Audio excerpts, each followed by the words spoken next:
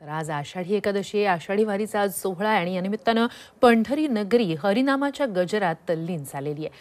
पहाटे मुख्यमंत्री एकनाथ शिंदे आणि त्यांच्या पत्नींच्या हस्ते श्री विठ्ठल रुक्मिणीची शासकीय महापूजा संपन्न झाली.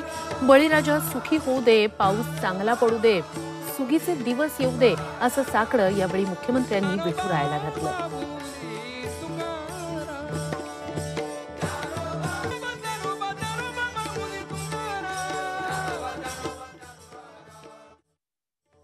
पाऊस चांगला पडू दे, पीक चांगले येऊ दे, सुगीचे दिवस येऊ दे, त्यांच्या बळीराजाचं अरिष्ट संकट दूर होऊ दे आणि या राज्यातल्या प्रत्येक घटकाला, मग शेतकरी आहेत, कष्टकरी आहेत, कामगार आहेत, वारकरी आहेत, महिला भगिनी आहेत, युवक आहेत, ज्येष्ठ आहेत, या सगळ्यांच्या आयुष्यामध्ये चांगले दिवस पांडुरंगाच्या आशीर्वादाने येऊ दे हीच मागणी आहे, हेच साकडं आहे.